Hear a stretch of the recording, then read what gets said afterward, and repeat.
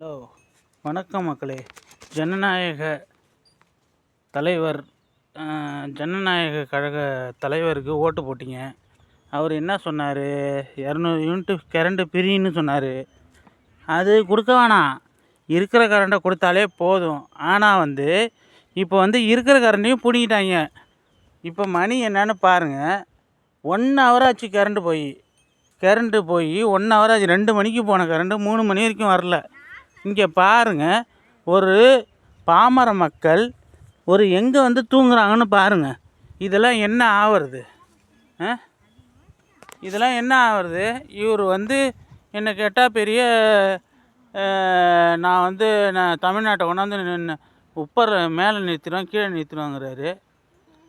இப்படிலாம் தூங்க வேண்டியதாக இருக்குது. கரண்ட் இல்லை, எப்படிங்க தூங்குறது இந்த வெயில் நாளில்?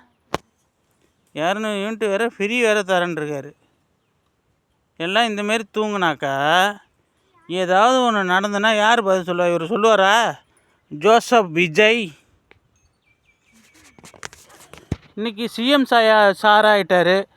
நேற்று வரைக்கும் அவன் ஜோசப் விஜய் தான், இன்றைக்கி தான் சிஎம் சாரு.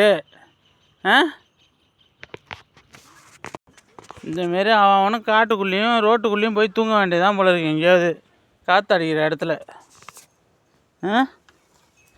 என்ன நடக்குதுன்னு தெரியல தமிழ்நாட்டில். இவனுக்கு எதுக்கு ஓட்டு போட்டீங்க?